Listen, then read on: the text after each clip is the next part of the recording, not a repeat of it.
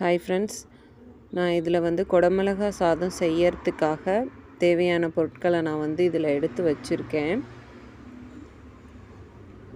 தாளிக்கிறதுக்கு அது கூடவே குடமிளகாய் கூட கேரட் பீன்ஸ் ஆட் பண்ண போகிறேன்.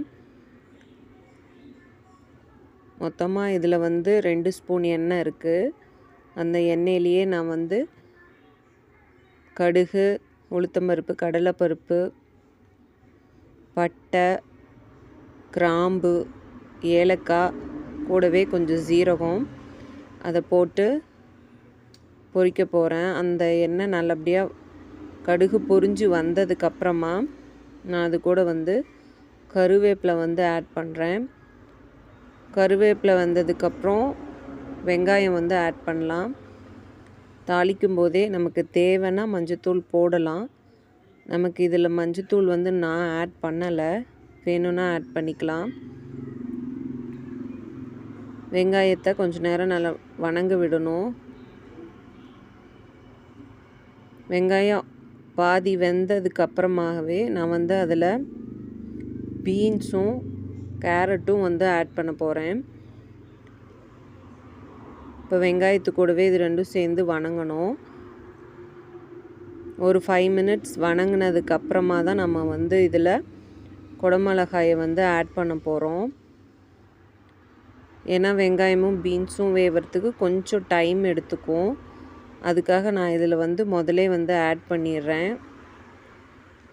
இதில் அடிஷ்னலாக வேறு எந்த விதமான மசாலாவோ எதுவுமே ஆட் பண்ண போகிறதில்ல.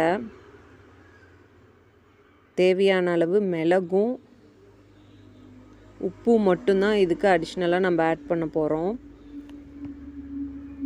குடமிளகாயை ஆட் பண்ணிக்கலாம். குடமிளகாயை நல்லா வணங்க விடணும். அதாவது குடமிளகாயில் இருக்கிற தோல் ஃபுல்லாக உரியிற அளவுக்கு நல்லா வணங்க விடணும். சிம்லேயே வச்சு வணங்கினா ஒரு 10 மினிட்ஸ் ஆகும். அப்போ தான் அந்த கொஞ்சமான எண்ணெயிலையும் இருக்கிற ஐட்டம்ஸ்லாம் நல்லா ஃப்ரை ஆன மாதிரி வணங்கும். அது ஒரு ஃப்ளேவர் கொடுக்கும், நல்லாயிருக்கும். கூடவே நம்ம மிளகு ஆட் பண்ணும்போது இன்னமும் நல்லாயிருக்கும். இடையில தேவையானப்போ நான் உப்பு ஆட் பண்ண போகிறேன். உப்பு ஆட் பண்ணதுக்கப்புறம் கொஞ்சம் நேரம் நல்லா வணங்கணும். வணங்கினதுக்கப்புறமா மிளகு ஆட் பண்ணலாம். மிளகு ஆட் பண்ணிவிட்டு நல்லா வணங்க விட்டுட்டு அதுக்கப்புறமா நம்ம அதை எடுத்து ஒயிட் ரைஸ் கூட மிக்ஸ் பண்ணிக்கலாம்.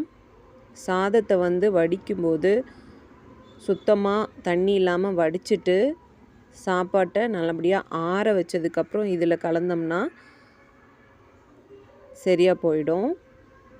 அப்போ தான் சாப்பாடு பார்க்குறதுக்கு பளபளப்பாக இருக்கும். வேணும்னா சாதம் வேகும்போது நம்ம எண்ணெய் ஆட் பண்ணிக்கிட்டால் இன்னும் சாதம் உதிரியாக கிடைக்கும்.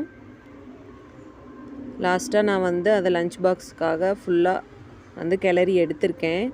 போதுமான அளவு மிளகும் உப்பு மட்டும்தான் ஆட் பண்ணியிருக்கேன். மிளகு ஆட் பண்ணும்போது பார்த்து ஆட் பண்ணுங்கள்.